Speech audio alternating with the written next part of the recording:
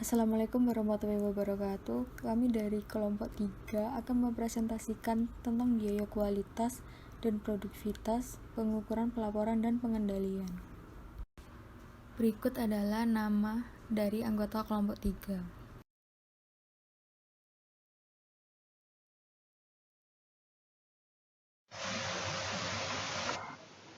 Yang pertama yaitu mengukur biaya kualitas. Roosevelt telah menemukan bahwa lebih memperhatikan kualitas dapat meningkatkan profitabilitas. Peningkatan kualitas dapat meningkatkan profitabilitas dengan dua cara, yaitu dengan meningkatkan permintaan pelanggan dan dengan menurunkan biaya. Dalam pasar yang sangat kompetitif, peningkatan permintaan dan penghematan biaya dapat menjadi pembeda antara bertahan dan berkembang. Ketika perusahaan menerapkan program peningkatan kualitas, muncul kebutuhan untuk memantau dan melaporkan semacam program ini. Manajer perlu mengetahui apa itu biaya kualitas dan bagaimana perubahannya dari waktu ke waktu. Laporan dan pengukuran kinerja kualitas sangat penting untuk keberhasilan program peningkatan kualitas yang berkelanjutan. Prasyarat mendasar untuk laporan ini adalah mengukur biaya kualitas, tetapi definisi operasional tentang kualitas diperlukan untuk mengukur biaya tersebut. Selanjutnya yaitu definisi kualitas. Kualitas adalah ukuran relatif dari kebaikan. Mendefinisikan kualitas sebagai kebaikan begitu umum sehingga tidak menawarkan konten operasional. Dengan demikian, produk atau layanan berkualitas adalah salah satu yang memenuhi atau melebihi harapan pelanggan. Ada 8 dimensi berikut, yaitu kinerja, estetika, kemudahan servis, fitur, reliabilitas, daya tahan, kualitas kesesuaian, dan kesesuaian untuk digunakan. Dalam meningkatkan kualitas berarti meningkatkan satu atau lebih dari 8 dimensi kualitas sambil mempertahankan kinerja pada dimensi yang tersisa. Menyediakan produk berkualitas lebih tinggi daripada pesaing berani mengungguli pesaing, setidaknya pada satu dimensi sambil mencocokkan kinerja pada dimensi yang tersisa. Produk cacat adalah produk yang tidak sesuai dengan spesifikasi. Nol cacat berarti semua produk sesuai dengan spesifikasi. Setiap unit yang berada dalam batas tersebut dianggap tidak cacat. Di sisi lain, tampilan kualitas yang kokoh dari kesesuaian menekankan kesesuaian untuk digunakan. Dalam pandangan ini tidak ada rentang di mana variasi dapat diterima. Kemudian saya Evelintia Rizky Huta Barat, NPM 191, akan menjelaskan mengenai biaya kualitas. Kegiatan yang berhubungan dengan kualitas adalah kegiatan yang dilakukan karena kualitas yang buruk mungkin atau telah terjadi. Biaya untuk melakukan kegiatan-kegiatan tersebutlah yang disebut sebagai biaya kualitas. Terdapat dua subkategori dari kegiatan yang terkait dengan kualitas, yaitu ada kegiatan pengendalian dan kegiatan kegagalan. Kegiatan pengendalian. Kegiatan ini dilakukan oleh perusahaan untuk mencegah atau mendeteksi kualitas yang buruk, karena kualitas yang buruk itu mungkin atau telah terjadi. Jadi kegiatan pengendalian ini terdiri dari kegiatan pencegahan dan juga penilaian. Dan biaya untuk melakukan kegiatan pengendalian ini disebut sebagai biaya pengendalian. Dan yang kedua itu ada kegiatan kegagalan. Kegiatan ini dilakukan oleh perusahaan sebagai tanggapan atas kualitas yang buruk, karena kualitas yang buruk itu mungkin atau telah terjadi. Dan terdapat dua klasifikasi untuk kegiatan kegagalan ini. Yang pertama adalah kegagalan internal, yaitu jika respon terhadap kualitas buruk terjadi sebelum pengiriman produk yang buruk, atau tidak sesuai, tidak dapat diandalkan, tidak tahan lama, dan sebagainya kepada pelanggan. Dan kegagalan eksternal yaitu jika respon terhadap kualitas buruk itu tidak terjadi sebelum pengiriman produk yang buruk kepada pelanggan tersebut. Biaya yang dikeluarkan oleh suatu perusahaan yang disebabkan oleh kegiatan kegagalan ini disebut sebagai biaya kegagalan, dan dapat disimpulkan bahwa kegiatan ini dan juga biaya kegagalan ini menyiratkan bahwa respon pelanggan terhadap kualitas yang buruk itu dapat membebankan biaya pada perusahaan. Kegiatan-kegiatan yang berhubungan dengan kualitas juga menunjukkan 4 kategori biaya kualitas. Dapat dilihat ada 4 kategori biaya kualitas. Yang pertama itu ada biaya pencegahan, yang kedua biaya penilaian, yang ketiga ada biaya kegagalan internal, dan yang keempat ada biaya kegagalan eksternal. Yang pertama itu terdapat biaya pencegahan. Biaya pencegahan ini terjadi untuk mencegah kualitas yang buruk pada produk atau jasa yang dihasilkan. Dan ketika biaya pencegahan ini meningkat, maka diharapkan biaya kegagalan dapat menurun. Contohnya itu seperti biaya rekayasa kualitas, program pelatihan kualitas, perencanaan kualitas, dan lain sebagainya yang dapat dilihat pada slide ini. Yang kedua yaitu biaya penilaian. Biaya ini terjadi untuk menentukan apakah produk dan jasa telah sesuai dengan persyaratan atau kebutuhan pelanggan. Tujuan utama dari fungsi penilaian ini adalah untuk mencegah barang yang tidak sesuai dikirim kepada pelanggan. Contohnya itu seperti biaya pemeriksaan dan pengujian bahan baku, pemeriksaan keamanan, pengawasan kegiatan nilai, penerimaan produk, penerimaan proses, biaya peralatan pengukuran, dan pengesahan dari pihak luar. Yang ketiga yaitu biaya kegagalan internal. Biaya ini terjadi karena produk dan jasa yang diinginkan tidak sesuai dengan spesifikasi atau kebutuhan pelanggan. Ketidaksesuaian ini dideteksi sebelum produk dikirim ke pihak luar. Biaya ini akan hilang jika tidak ada produk yang cacat. Contoh dari biaya ini yaitu seperti bahan baku sisa, pengerjaan ulang, penghentian waktu, pemeriksaan ulang, pengujian ulang, dan perubahan desain. Yang keempat yaitu biaya kegagalan eksternal. Biaya ini terjadi karena produk dan jasa gagal memenuhi persyaratan atau memenuhi kebutuhan pelanggan setelah dikirimkan ke pelanggan. Dari biaya kualitas yang ada, biaya ini akan menjadi biaya yang paling merusak. Biaya ini akan menghilang jika tidak ada kerusakan yang terjadi. Contoh dari biaya ini yaitu biaya penarikan produk dari pasar, biaya kehilangan penjualan karena kinerja produk yang buruk, retur dan potongan penjualan karena kualitas yang buruk, biaya jaminan perbaikan kewajiban produk, dan ketidakpuasan pelanggan, hilangnya pangsa pasar, dan biaya untuk mengatasi kehilangan pelanggan. Kemudian mengenai pengukuran biaya kualitas. Biaya kualitas itu dapat diklasifikasikan menjadi dua, yaitu biaya kualitas yang dapat diamati dan biaya kualitas yang tersembunyi. Biaya kualitas yang dapat diamati adalah biaya yang tersedia dari catatan akuntansi perusahaan.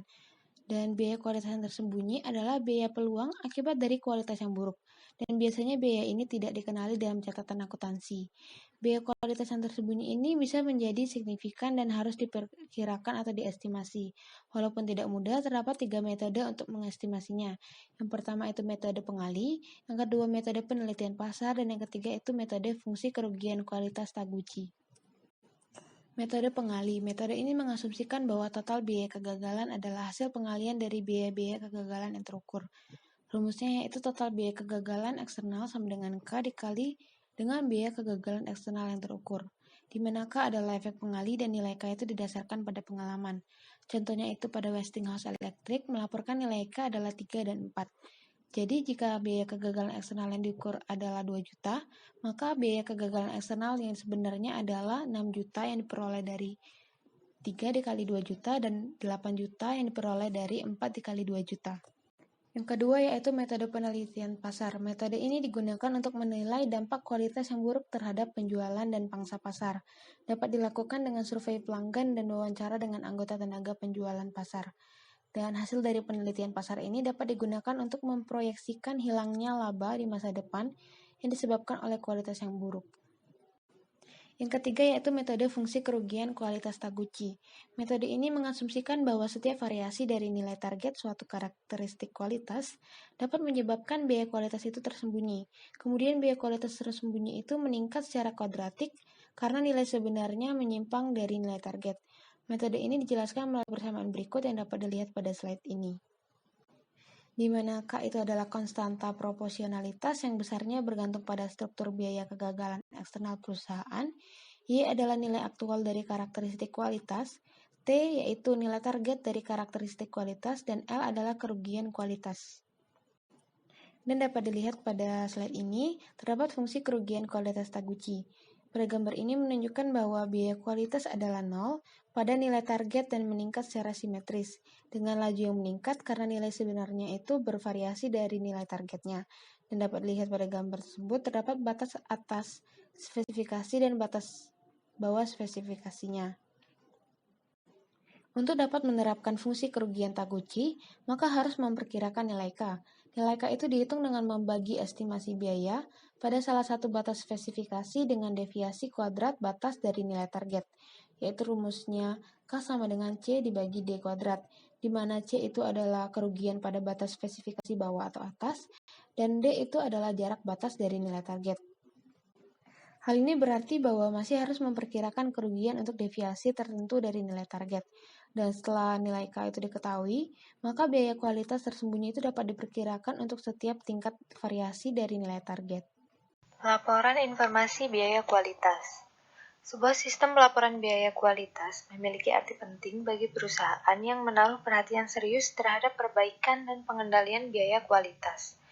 Langkah perhatian serius dan paling sederhana dalam menciptakan sistem semacam itu adalah menilai biaya kualitas aktual saat ini. Pencatatan biaya kualitas secara terperinci berdasarkan kategorinya dapat memberikan dua masukan pandangan penting.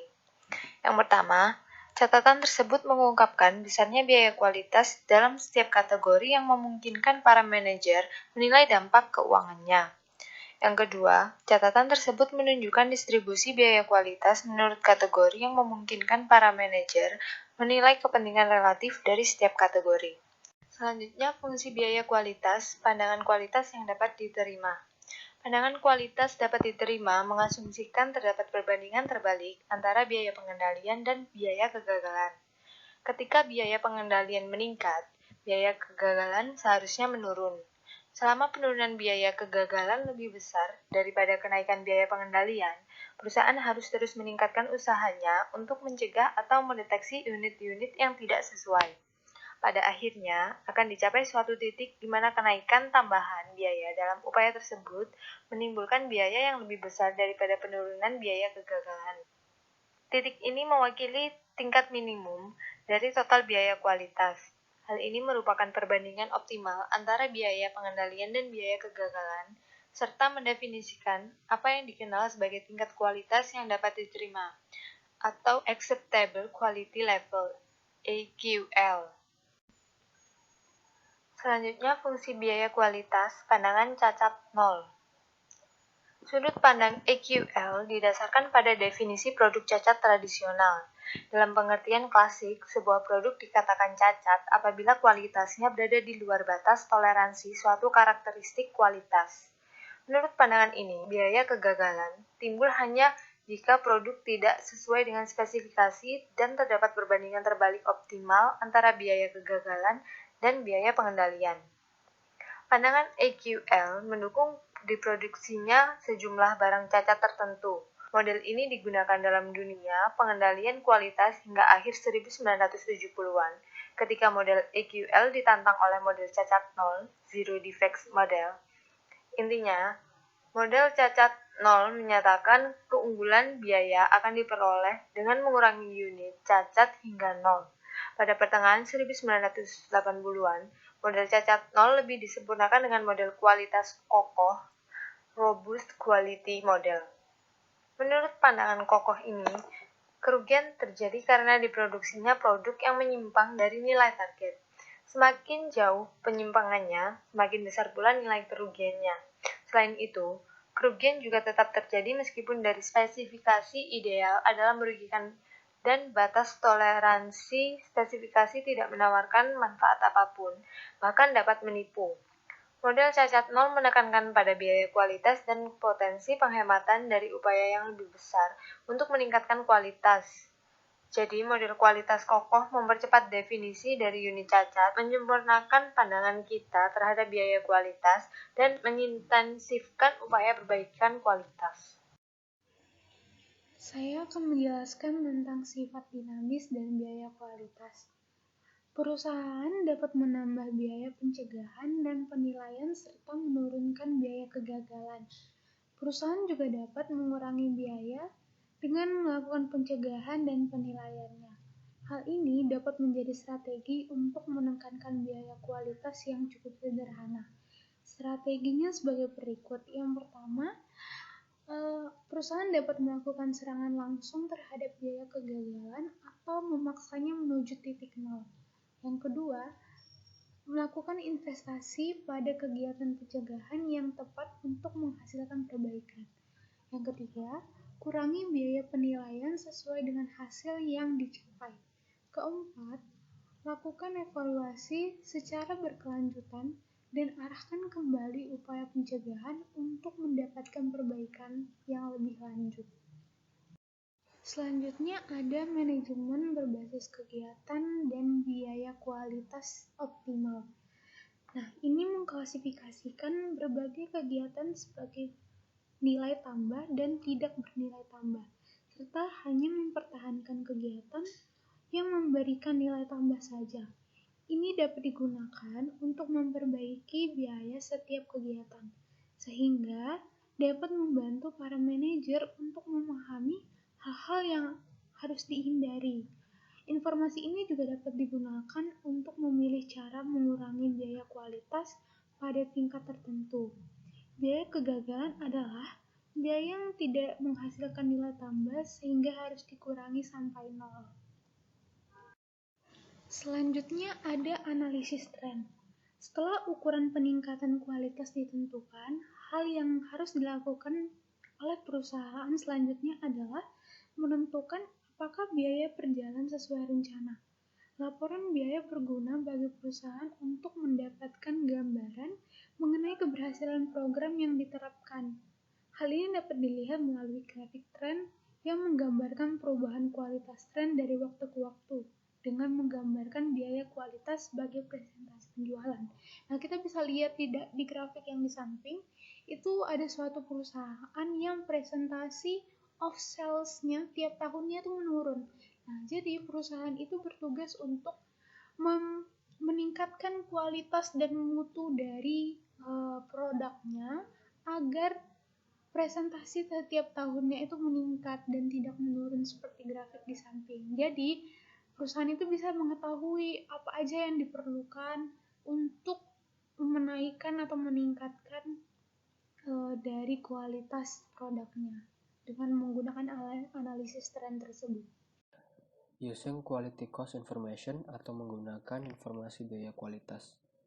Tujuan utama pelaporan biaya kualitas adalah memperbaiki dan mempermudah perencanaan, pengendalian, dan pengambilan keputusan manajerial seperti memutuskan pengimplementasian program seleksi pemasok guna memperbaiki kualitas bahan baku, memerlukan penilaian terhadap biaya kualitas menurut bagian dan kategori, penilaian biaya tambahan yang dibutuhkan berkaitan dengan program tersebut, dan penilaian terhadap proyeksi penghematan menurut bagian dan kategori. Tetapi, perlu juga menentukan kapan biaya dan penghematan itu terjadi. Setelah dampaknya diketahui, analisis penganggaran modal dapat dilakukan untuk menilai manfaat program yang diusulkan.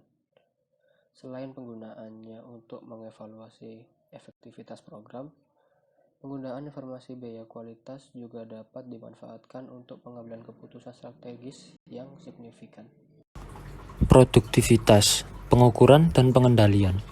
Produktivitas berkaitan dengan menghasilkan output secara efisien dan secara khusus membahas hubungan output dan input yang digunakan untuk menghasilkan output.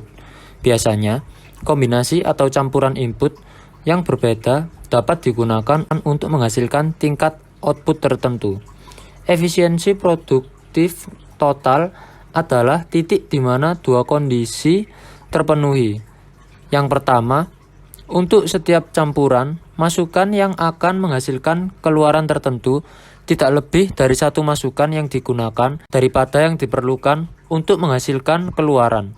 Dan yang kedua, mengingat campuran itu memenuhi kondisi pertama, campuran yang paling murah dipilih. Kondisi yang pertama didorong oleh hubungan teknis dan oleh karena itu disebut sebagai efisiensi teknis.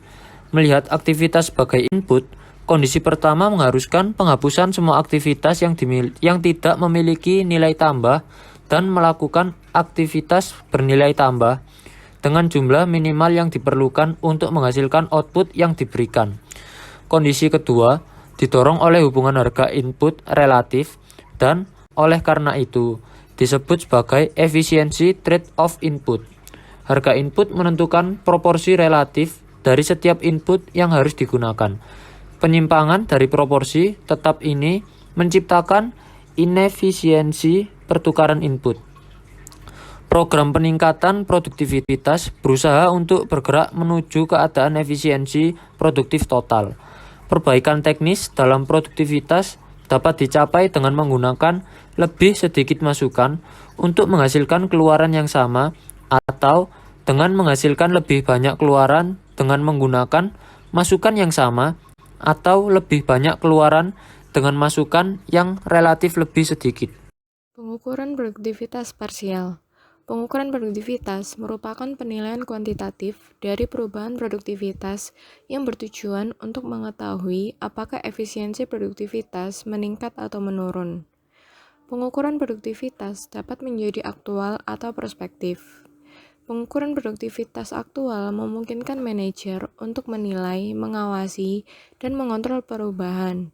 Sedangkan pengukuran prospektif bersifat melihat jauh ke depan dan berfungsi sebagai masukan dalam membuat keputusan strategis. Secara khusus, pengukuran prospektif memungkinkan manajer untuk membandingkan manfaat relatif dari kombinasi masukan yang berbeda, memilih input dikembangkan untuk masing-masing input berbeda atau untuk seluruh input bersamaan. Mengukur produktivitas untuk satu input dalam satu waktu disebut mengukur produktivitas parsial. Mendefinisikan pengukuran produktivitas. Produktivitas satuan input biasanya diukur dengan menghitung rasio. Rasio produktivitas dapat dihitung dengan output dibagi dengan input. Karena hanya menghitung satu input produktivitas, maka pengukuran disebut sebagai pengukuran produktivitas parsial. Apabila input dan output diukur dalam kuantitas fisik, maka disebut pengukuran produktivitas operasional. Sedangkan jika input dan output dalam satuan mata uang, maka disebut pengukuran produktivitas finansial. Pengukuran parsial dan pengukuran perubahan dalam efisiensi produktivitas. Rasio produktivitas hanya memuat sedikit informasi tentang efisiensi produktivitas. Apakah produktivitas perusahaan meningkat atau menurun? Sehingga memungkinkan untuk membuat pernyataan tentang peningkatan atau penurunan efisiensi produktivitas dengan mengukur perubahan produktivitas. Untuk mengukur produktivitas aktual saat ini dapat dihitung dengan membandingkan ukuran produktivitas periode sebelumnya, sehingga produktivitas periode sebelumnya sebagai periode dasar, di mana sebagai standar dalam mengukur perubahan efisiensi produktivitas. Periode sebelumnya yang digunakan bebas sesuai keinginan. Namun, untuk memperoleh evaluasi strategis, periode dasar yang dipilih adalah tahun sebelumnya. Untuk pengendalian operasional, periode dasar cenderung mendekati periode saat ini, seperti batch sebelumnya atau minggu lalu. Keuntungan dari pengukuran parsial. Yang pertama, memungkinkan manajer untuk fokus pada penggunaan input tertentu. Yang kedua, sangat mudah diinterpretasikan oleh semua orang di dalam organisasi. Yang ketiga, mudah digunakan untuk menilai kinerja produktivitas personal pengoperasi. Untuk kendali operasional, standar kinerja biasanya bersifat jangka pendek, sehingga dengan menggunakan standar produktivitas dalam 1 tahun dapat dilacak. Kerugian dari pengukuran parsial. Penurunan produktivitas satu input mungkin diperlukan untuk meningkatkan produktivitas input lainnya. Pertukaran seperti itu diinginkan jika biaya keseluruhan menurun, tetapi efeknya akan terlewatkan dengan menggunakan salah satu ukuran parsial sehingga dapat menyesatkan. Sehingga dalam pertukaran disarankan menggunakan ukuran produktivitas total untuk menilai manfaat keputusan produktivitas. Sehingga dengan melihat efek produktivitas dari input keseluruhan, manajer dapat menarik kesimpulan secara akurat tentang kinerja produktivitas keseluruhan. Oke teman-teman, di sini saya akan melanjutkan pembahasan dari teman saya. Namun sebelum itu, perkenalkanlah nama saya Malta Grita Sakalas dengan NPM 190 130 10 205. Jadi di sini saya berkesempatan untuk menjelaskan kepada teman-teman mengenai materi pengukuran produktivitas total atau Total Productivity Measurement. Jadi, pengukuran produktivitas total merupakan pengukuran produktivitas dari seluruh input. Dan jika kita lihat dalam istilah praktiknya, itu juga dapat didefinisikan sebagai pemfokusan perhatian pada beberapa input yang menunjukkan keberhasilan perusahaan secara total. Jadi bisa saya simpulkan bahwa pengukuran produktivitas total itu merupakan penilaian atau pengukuran pada input-input yang ada di perusahaan yang mampu menghasilkan produktivitas di dalam perusahaan, sehingga kita dapat memberikan fokusan atau perhatian pada beberapa input yang mampu menunjukkan keberhasilan kepada perusahaan, seperti itu.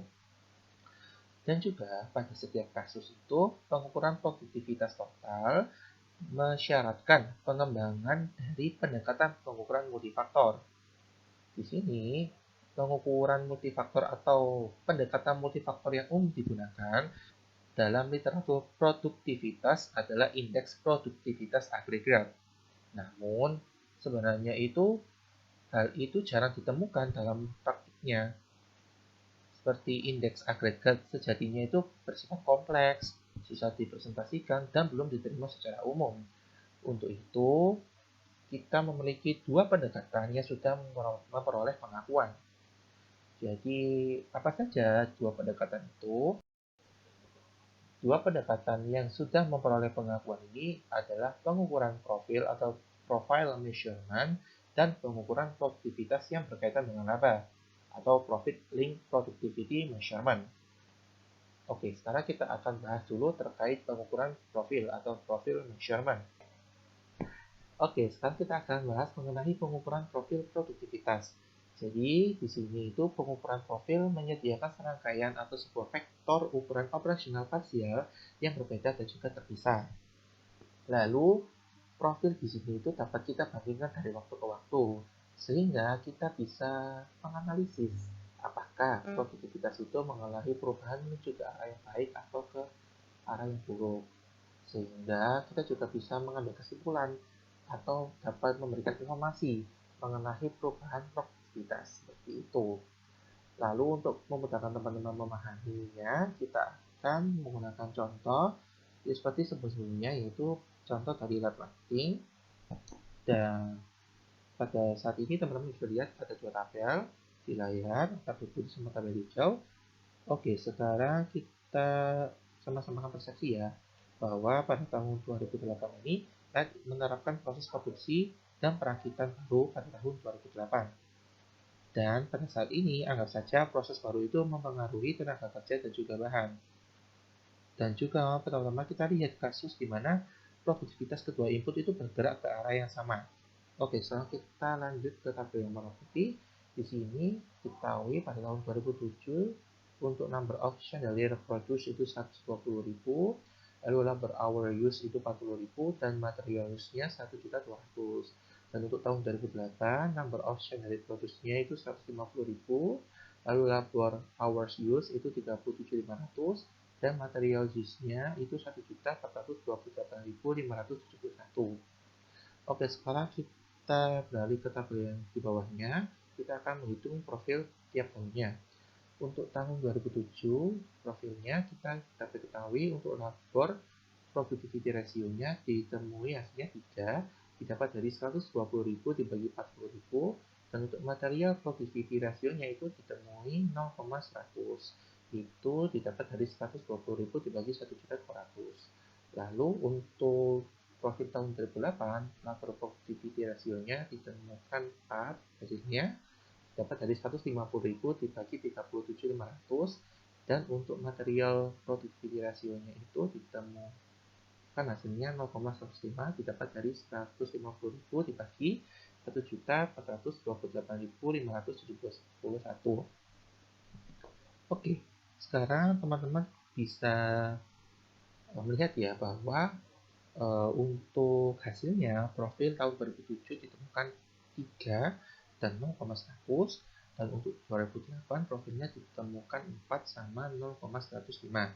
Jadi di sini kita bisa ambil kesimpulan bahwa dengan adanya perbandingan profil ini, itu kita bisa lihat bahwa terjadi peningkatan dari yang awalnya dilapor untuk tahun 2007 itu hasilnya 3 menjadi 4 di tahun 2008. Itu dengan material di tahun 2007 itu 0,100, dan tahun 2008 naik menjadi 0,105. Jadi, produktivitas dapat dikatakan meningkat baik untuk tenaga kerja maupun bahan, seperti itu. Dan perbandingan profil ini juga telah memberikan cukup informasi kepada manajer, sehingga mereka dapat menyimpulkan bahwa proses perakitan yang telah ditetapkan oleh RED pada tahun 2008, yaitu proses perakitan yang baru, telah meningkatkan produktivitas secara keseluruhan. Seperti itu. Oke, sekarang teman-teman juga sudah tahu ya bahwa dengan kita menghitung profil ini itu dapat memberikan ilmu atau informasi kepada manajer tentang perubahan produktivitas di perusahaan. Namun, perlu teman-teman ketahui bahwa untuk membandingkan profil produktivitas itu tidak selalu mengungkapkan sifat dari perubahan keseluruhan dalam efisiensi produktif. Karena di dalam beberapa kasus, analisis profil tidak mampu memberikan indikasi yang jelas terkait apakah perubahan produktivitas itu membawa hasil yang baik atau buruk. Oke, untuk lebih memudahkan pemahaman teman-teman, kami akan memberikan contoh lagi di slide selanjutnya. Oke teman-teman, di sini kita akan tetap menggunakan data dari lab fighting, namun kita akan merubah pada beberapa data untuk memungkinkan terjadinya trade-off di antara dua input. Jadi kita asumsikan untuk sekarang semua data itu sama kecuali bahan yang digunakan di tahun 2008. Jadi misalkan hanya digunakan pada tahun 2008 menjadi 1.700.000 pound. Dan karena perubahan ini, akhirnya profil produktivitas untuk tahun 2007 dan 2008 akan terjadi seperti yang ada di tabel. Jadi ini kita bisa melihat perbandingan dengan tabel sebelumnya ya, ada perubahan di material productivity ratio di tahun 2008. Itu untuk tahun 2008 itu nilainya menjadi 0,088. Itu didapat dari 150.000 dibagi 1.700.000.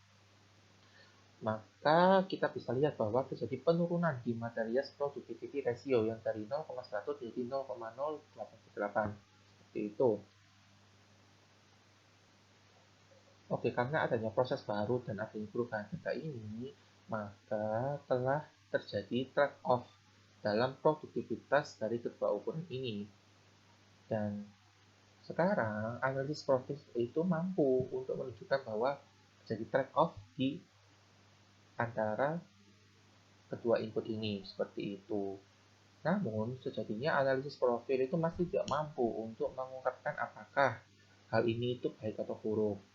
Untuk itu, kita harus menilai lagi dengan melihat dari efek ekonominya. Jadi, jika efek ekonomi dari perubahan produktivitas adalah positif, maka trade-off adalah baik. Namun, jika hasilnya itu tidak, maka perubahan produktivitas itu dinilai buruk. Seperti itu. Dan untuk penilaian trade-off itu akan memungkinkan untuk menilai efek ekonomi dari keputusan untuk mengubah proses perakitan. Dan juga selain itu, dengan kita menilai perubahan produktivitas, kita juga akan diperoleh atau memperoleh ukuran produktivitas total. Seperti itu, teman-teman. Oke, sekarang akan dilanjutkan oleh teman saya. Saya Arya Bima Dunata, NPM 207, akan menjelaskan pengukuran produktivitas yang berkaitan dengan laba. Pengukuran produktivitas yang berkaitan dengan laba merupakan pengukuran jumlah perubahan laba yang diakibatkan oleh perubahan produktivitas. Sebagian perubahan laba periode dasar ke periode berjalan disebabkan oleh perubahan produktivitas. Pengukuran produktivitas yang berkaitan dengan laba dapat membantu manajer untuk mengetahui manfaat ekonomis dari perubahan produktivitas. Keterkaitan perubahan produktivitas dengan laba dijelaskan oleh aturan berikut, yaitu aturan keterkaitan dengan laba, yang mana untuk periode berjalan, selisih biaya input yang seharusnya digunakan tanpa adanya perubahan produktivitas dengan biaya input aktual yang digunakan merupakan perubahan laba yang disebabkan oleh perubahan produktivitas. Maka dari itu, kita harus mengetahui terlebih dahulu berapa input yang seharusnya digunakan tanpa adanya perubahan produktivitas. Untuk mengetahui berapa input yang seharusnya digunakan tanpa adanya perubahan produktivitas atau PG, kita cukup membagi output periode berjalan dengan rasio produktivitas periode dasar. Untuk mengilustrasikan aplikasi aturan keterkaitan dengan laba, kita akan menggunakan data LED lighting.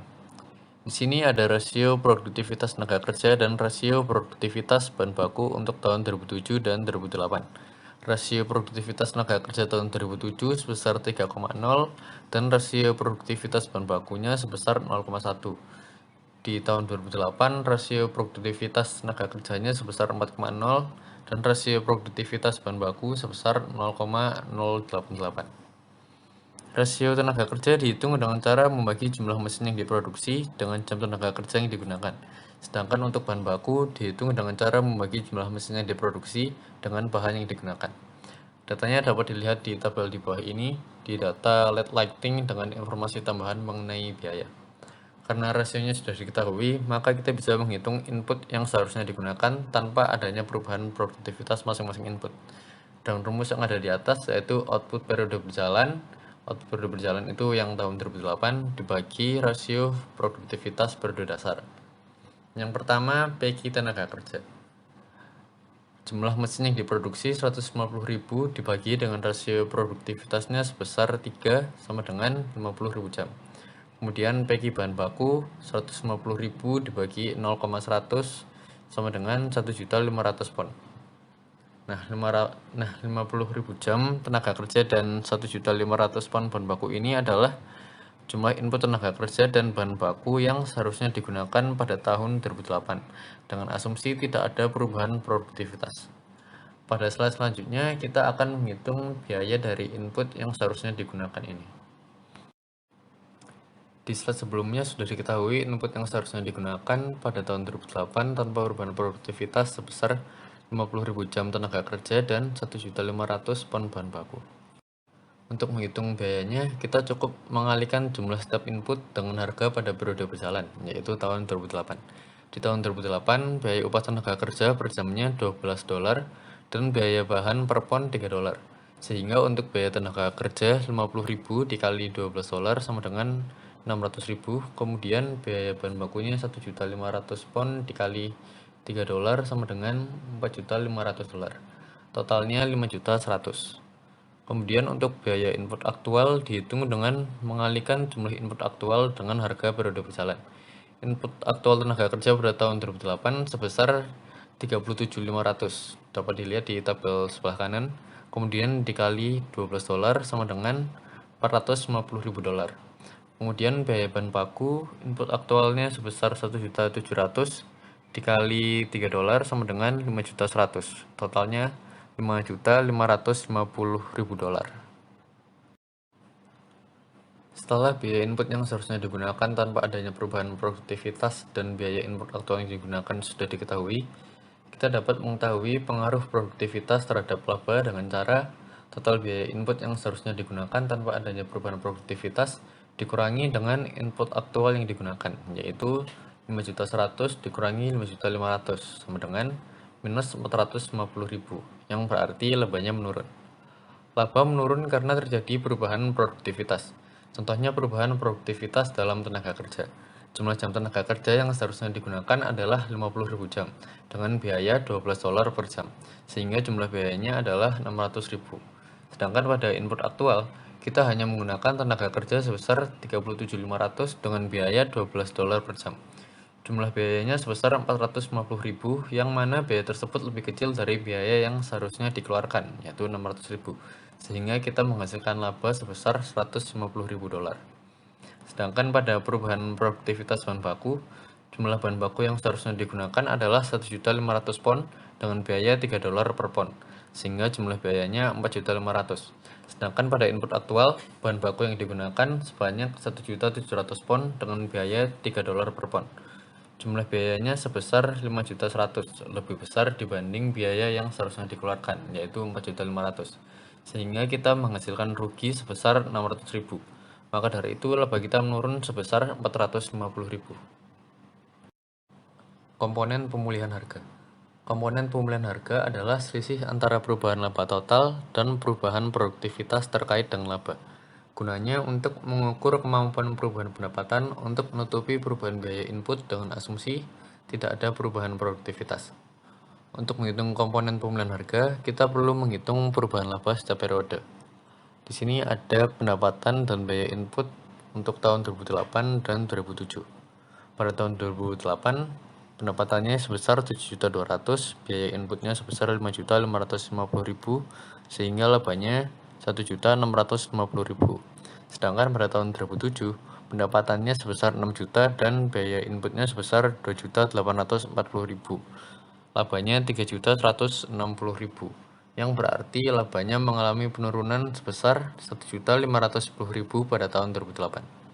Karena perubahan laba sudah diketahui, maka kita dapat menghitung pemulihan harga dengan cara mengurangi perubahan laba dengan perubahan produktivitas terkait dengan laba, yaitu 1.510.000 dikurangi 450.000 sama dengan 1.060.000. Meskipun pendapatannya naik sebesar 1.200.000, masih belum cukup untuk menutupi kenaikan biaya input. Yang bisa dilakukan adalah menaikkan produktivitas menjadi lebih efektif agar laba tidak mengalami penurunan dan nantinya dapat menutupi kenaikan biaya input. Saya Sabrina Dayuhaka, NPM 213 akan menjelaskan tentang kualitas dan produktivitas. Peningkatan kualitas dapat meningkatkan produktivitas dan juga sebaliknya. Sebagai contoh, jika pengerjaan ulang berkurang karena menurunnya unit produk cacat, maka lebih sedikit tenaga kerja dan bahan yang digunakan untuk menghasilkan output yang sama. Penurunan jumlah unit cacat memperbaiki kualitas, sementara pengurangan jumlah output yang digunakan meningkatkan produktivitas. Oleh karena sebagian besar peningkatan kualitas mengurangi jumlah sumber daya yang digunakan untuk memproduksi dan menjual output perusahaan, maka kebanyakan peningkatan kualitas secara umum akan tercermin pada ukuran-ukuran produktivitas. Tetapi ada juga cara-cara lain untuk meningkatkan produktivitas. Sebuah perusahaan mungkin saja memproduksi barang dengan sedikit atau tanpa cacat, akan tetapi masih menjalankan proses yang tidak efisien.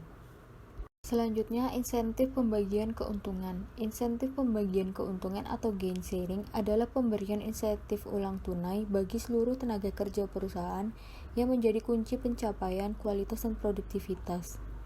Pembagian keuntungan memberikan insentif dengan menawarkan bonus kepada pegawai sesuai dengan persentase penghematan biaya. Insentif pembagian keuntungan dapat digunakan sebagai insentif bagi para manajer dan pekerja untuk mencari cara-cara untuk meningkatkan kualitas dan produktivitas. Bonus dapat diberikan misalnya dengan melihat kualitas produk keseluruhan. Jumlah bonus dapat bertambah atau berkurang tergantung pada seberapa baik target produktivitas dan kualitas dapat terpenuhi. Sekian presentasi dari kelompok kami. Wassalamualaikum warahmatullahi wabarakatuh.